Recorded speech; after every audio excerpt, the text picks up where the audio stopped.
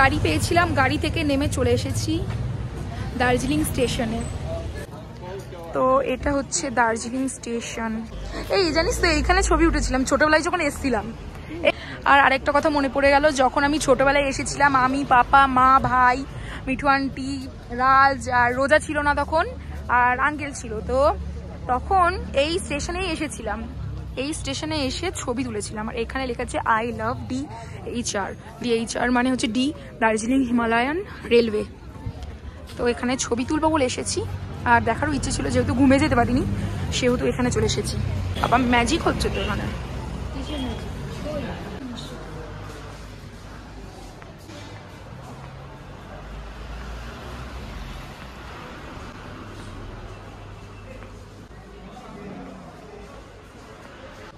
কয়েকটা দোকান রয়েছে। এই জায়গাটাই হচ্ছে লাস্ট স্পট আমাদের ঘোরার।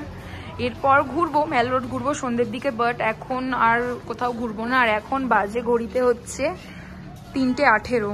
আর এটা হচ্ছে পুরোটা স্টেশন, অনেকটাই বড়। স্টেশনটা দেখে ছোট মনে হয়, বাট স্টেশনটা অনেকটাই বড়। আর প্রচণ্ড রোদে এখানে ছবি তো খুব ভালো হবে। অন্যান্য স্টেশনের তুলনায় এই স্টেশনটা খুবই সুন্দর, তাই না দীপু? আর এই যে এখানে চকলেটের দোকান, এটা একটা। ওই তো সামনে একটা পুচকু রয়েছে, এই যে। আর ওই যে ট্রেন দাঁড়িয়ে রয়েছে ওখানে একটা। চলেন, ট্রেনে তো চড়তে পারবো না, কারণ ট্রেনে চড়ার কোনো ইচ্ছে ছিল না, বাট ভিডিও করতে পারছি ট্রেনের আর কিছু। এই যে ট্রেন।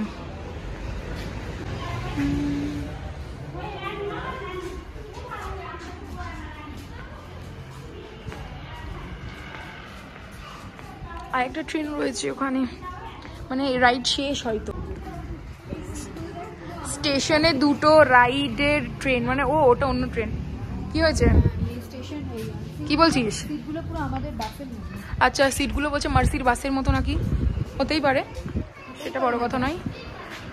তো এইবার এসে টয় ট্রেন চড়া হলো না, বাট নো ইস্যুজ। স্টেশনটা ক্রস করছি, মানে ট্রেনের রাস্তাটা। আর ওখানে ওই যে ওখানটায় যাই, চলেন।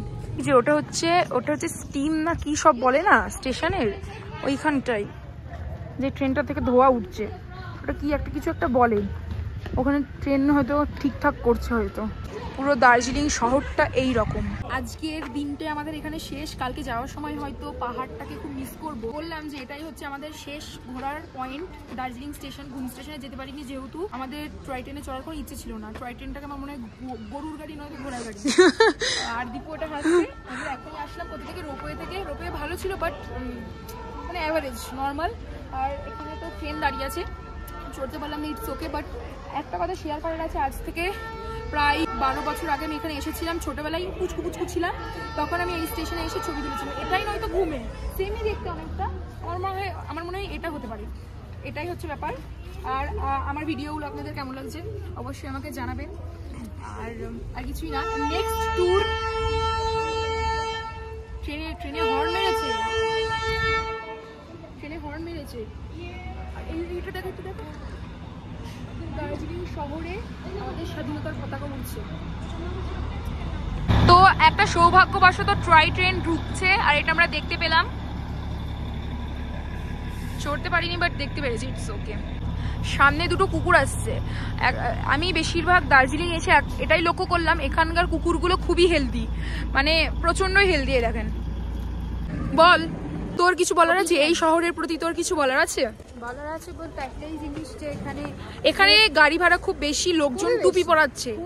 যদি আপনাদের মানে প্যাকেজে থাকে তাহলে একটা আলাদা ব্যাপার, বাট আপনি যদি সিঙ্গেল গিয়ে বুক করতে চান তাহলে লোকজন খুবই টুপি পরাচ্ছে। কারণ আমরা রোপওয়েতে যাওয়ার সময় আমাদের 150 টাকায় গেছি, 3.1 কিমি রাস্তা 150 টাকায় গেছি। আর আসার সময় আমরা হচ্ছে দার্জিলিং স্টেশন অব্দি এসেছি, মানে যেখান থেকে উঠে কত হবে এটা? 2 এটা না, এটা হচ্ছে মানে চকবাজার থেকে এটা হচ্ছে যে 1.7 সামথিং। তো মানে টোটাল ওই 4 কিমি 4.5 কিমি রাস্তার জন্য 250 টাকা নিয়ে নিয়েছে। তো এখানে গাড়ি ভাড়া প্রচন্ড বেশি, প্রচন্ড। অপোজিট সাইডে একটা জিনিস দেখতে পেলাম, ওই যে ওইটা ব্যাপারটা সুন্দর। তো আমরা চলে এসেছি আই লাভ দার্জিলিং এর কাছে। এখানে আমরা তুলবো ছবি। আর ঘড়িতে এখন বাজে 3:30। Darjeeling Himalayan railway. হ্যাঁ বললাম তো, বলে দিয়েছি এসেই আমি। তো এই যে দার্জিলিং হিমালয়ান রেলওয়েজ। আর তো আমরা এবার ব্যাক করছি। আমরা যাবো এখন চকবাজার। চকবাজারে দীপু একটু কেনাকাটা করতে চাই, দেখি কি কেনাকাটা করে ও। আর দেন তারপরে দেখা যাক কোথায় যায়। আবার সেই মার্কেটে চলে এসেছি যেখান থেকে কেনাকাটা করা হয়েছিল। এখানে চারিদিকে শুধু সেল, সুন্দর বেশ জিনিসপত্র।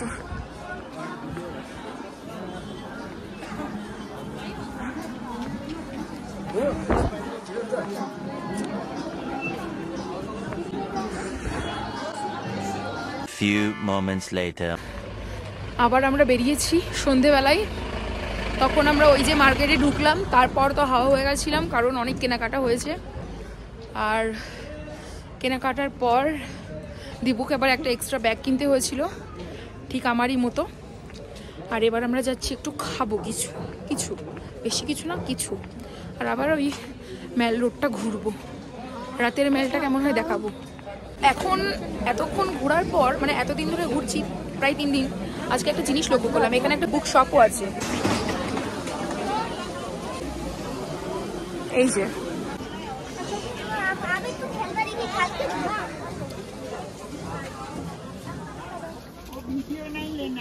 তো আমরা এখন এসেছি হোপে।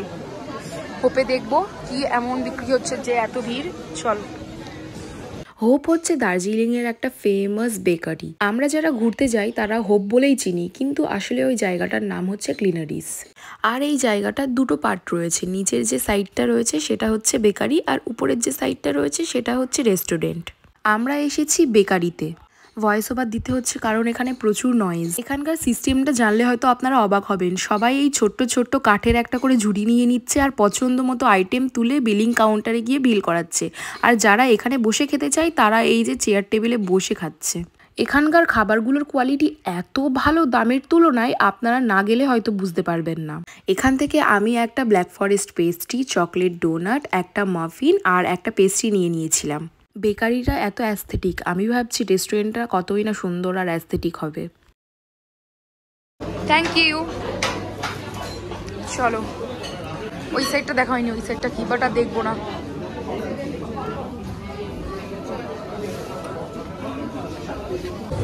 বল তুই হোপ থেকে বেরিয়ে তোর কেমন ফিল হচ্ছে সেটা বল আমাকে। কিন্তু এখানের ব্যাপারটা একটু অন্যরকম। হোপে আমরা খেতে পারি আর না পারি, হোপের পেস্ট্রি আর হোপের যে বেকারির জিনিসগুলো সেগুলো টেস্ট করে অবশ্যই জানাবো কেমন। তো দীপু দার্জিলিংয়ে এসে ফুচকা খাচ্ছে। আর দার্জিলিংয়ের ফুচকা বল কত? 25। দেখা যাক দার্জিলিংয়ের ফুচকা কেমন, কেউ বলবে। এটা হচ্ছে রাতের মেল।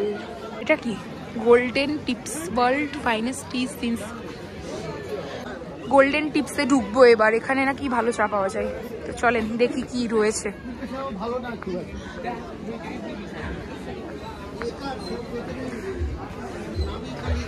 গোল্ডেন টিপসটা হচ্ছে দার্জিলিংয়ের একটা নামি দামি চায়ের দোকান, যেখানে মানুষজন আসে শুধুমাত্র চা কিনতে। এখানে রাখা কাপলেটের সেটগুলো দেখলে অবাক হবেন, এত সুন্দর আর এত অ্যাস্থেটিক, কিন্তু দামগুলো ঠিক ততটাই বেশি। একটা কাপলেটের সেট খুব পছন্দ হয়েছিল, সামনে থাকা দাদাটাকে আমি বললাম এর প্রাইস কত। তারপরে দাদাটা যেটা বললেন সেই শুনে আমার মাথাটা খুব যন্ত্রণা করছিল, ওই জন্য আমি বেশিক্ষণ রেস্টুরেন্টে দাঁড়াইনি, আমি বেরিয়ে এসেছিলাম। তবে দোকানের জিনিসপত্রগুলো খুবই সুন্দর আর ভালো ছিল। 2000 years later. চলে এসেছি রুমে। আর ভিডিও করার ক্ষমতা হয়ে ওঠেনি, সেই সকাল 8টায় বেরিয়েছি আর এখন 8টা প্রায় 8:30 মতো বাজে হয়তো। এখন ঢুকলাম, তার মিডলে আসা যাওয়া হয়েছে, মানে জিনিস রেখে আবার গেছি, আবার এসে ব্রেকফাস্ট করবো, আবার কেভিন্ডার্সে ব্রেকফাস্ট করতে যাব কারণ ওখানে কফিটা খুব ভালো লেগেছে। আর হট চকলেটটা কালকে ট্রাই করার ইচ্ছা আছে। গিয়ে ব্রেকফাস্ট সেরে একটু হোপের দিকে যাব। হোপ কেভিন্ডার্স থেকে হোপ 2 মিনিট হেঁটে ওখানে যাব। ওখানে গিয়ে একটু ছবি টবি তুলবো, ছবি তোলাই হয়েছে বাট ছবি টবি তুলবো। আমাদের 11টার সময় এখান থেকে গাড়ি রয়েছে শিলিগুড়ি যাওয়ার জন্য, শিলিগুড়ি যাব। শিলিগুড়ি থেকে আবার 5:30টার সময় আমাদের বাস রয়েছে কৃষ্ণনগরের, বাসে করে বাড়ি। এর ভিডিওটাই মানে পুরো লাস্ট হচ্ছে না, কালকে একটু ভিডিও হবে। তো দুজন এখন বসে আছি, বেডের অবস্থা খুব খারাপ। এই তো এই দেখেন বেডের অবস্থা, মানে এগুলো হচ্ছে আমাদের কেনাকাটা, এগুলো হচ্ছে আমাদের কেনাকাটা, যেগুলো হচ্ছে যে আমার একটা ব্যাগ, মানে যে ব্যাগে আমি কেনাকাটা করেছি সেটা অলরেডি প্যাক হয়ে গেছে, আর এগুলো এক্সট্রা, এগুলোকে কিভাবে প্যাক করি সেটা দেখবো। ট্রলি ব্যাগের ভিতরে জায়গা আছে কি জানি না, যাই হোক। তো দুজন এসেছিলাম, দুটো লাগেজে, দুজন যাচ্ছি 3টে লাগেজে। এটা হওয়ারই কথা, কারণ নেক্সট ভিডিওগুলোতে আপনারা হয়তো বুঝতে পারবেন যে এটা কেন হয়েছে। আর যে শপিংগুলো করলাম, আমি ভেবেছি যে প্রচুর শপিং হয়েছে, তো আমি ভেবেছি শপিংয়ের একটা ব্লগ না, শপিং কালেকশন হয় না, ওরকম একটা আমি ভিডিও নিয়ে আসবো যে কি কি কিনলাম দার্জিলিং থেকে। অনেক কটা, প্রায় আমরা 7 থেকে 8টা স্পট, তারও বেশি স্পট হয়তো ঘুরেছি, সেগুলোর ব্লগ হয়তো আপনারা দেখতে পাবেন। এইটুকুই। আর দীপু তুই কিছু বলবি? তোর কি লাগলো, কেমন লাগলো ঘুরে? সবকিছু ভালো লেগেছে, কিন্তু অনেক রকমের ডিসঅ্যাডভান্টেজেস বলতে গেলেও কিছু রয়েছে, যেমন লাইক হচ্ছে গাড়ি ভাড়াটা তো ফার্স্টে আগে বলাই হয়েছে। এখানকার গাড়ি ভাড়া খুব বেশি, এখানে হয়তো আপনাদের শেয়ার করেছি 3 কিমি যাচ্ছি 150 টাকা গাড়ি ভাড়া, এরকম গাড়ি ভাড়া বেশি। আর এখানে গাড়ি ওইভাবে ছাড়া অন্যভাবে কিছু যাওয়ার নেই, আর তা না হলে পা হেঁটে যেতে হবে। আর রাস্তা এমনই অবস্থা যে কিছুটা গিয়েই হাঁপাতে হয়, তাই জন্যই সেটা আমাদের হাঁপাতে হয়, কারণ আমাদের অভ্যাস নেই যে, মানে আমরা এতটা উঁচু রাস্তাতে ওঠা অভ্যাস নেই। আর নিচে নামার সময় তো ওই সেই দৌড়ে দৌড়ে দৌড়ে দৌড়ে চলে যায়, সেরকম চলে যাচ্ছে, নিচে নামাতে কোনো প্রবলেম নেই, বাট উঠতে যে এত কষ্ট, প্রায় মানে শ্বাসকষ্ট হওয়ার মতো। তাই আমি প্রিফার করব যে যারা মানে উঁচু রাস্তা, বয়স্ক তাদের জন্য দার্জিলিং সুইটেবল নয়। হ্যাঁ, তাদের যদি স্ট্রেংথ থাকে সেটা আলাদা ব্যাপার। আর হচ্ছে আমরা যে হোটেলে রয়েছি সেই হোটেলটা সত্যিই মানে প্রথমে বুঝতে পারিনি যে এতটা ভালো হবে। হ্যাঁ, তো আমরা একটা এজেন্সি থ্রু হয়ে এসেছিলাম, যেটা শিলিগুড়ি থেকে। হ্যাঁ, শিলিগুড়ি থেকে একটা এজেন্সি সামথিং ছিল, তো স্ক্যাম হবে ভেবেছিলাম, বাট সেরকম কিছু হয়নি, ভয়ে ছিলাম। বাট এসে আজকে পুরো 3 দিন কমপ্লিট করে ট্যুরটা, যেটুকু বুঝলাম টাকার তুলনায় হোটেল ঘোরা মানে সবকিছু মানে পয়সা বসুল আর কি, অ্যাফোর্ডেবল ছিল, ভালো ছিল। তো এটুকুই বলবো। আর আমার মনে হয় নেক্সট টাইম যদি আমি আর কখনো দার্জিলিং আসি, আমি এই হোটেলে কন্ট্যাক্ট করে, এরাই সব ঠিক করে দেয়, হোটেল গাড়ি টাড়ি, মানে আপনাকে দার্জিলিং শিলিগুড়ি থেকে পিক আপ করবে, হোটেলে নামাবে, হোটেলে যতদিন থাকবে ততদিন, আর হোটেল তারপরে দার্জিলিংয়ে যে ঘোরার স্পটগুলো আছে ওগুলো আপনাকে গাড়ি করে নিয়ে যাবে, আবার গাড়ি করে হোটেলে নামাবে, এরকম একটা দিন ওরা ঘোরাবে। আর যতদিন থাকছেন সেটা, তারপরে নেক্সট যখন আপনি বাড়ি ফিরবেন, বাড়ি ফেরার সময় এখান থেকে হোটেল থেকেই গাড়ি পিক করে আপনাকে আবার শিলিগুড়ি বাস স্ট্যান্ডে দিয়ে আসবে, কিংবা জাংশন, যেটা আপনি ট্রেনে আসলে ট্রেনে, আর বাসে আসলে সেই বাস স্ট্যান্ড কিংবা জাংশন এরকম দিয়ে আসবে।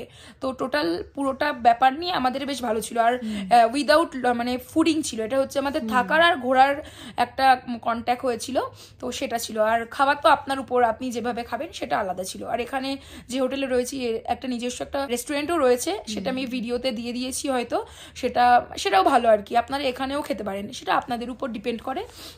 তো ওভারঅল দার্জিলিংয়ের জার্নি, দার্জিলিংয়ের ট্যুর খুব ভালো ছিল।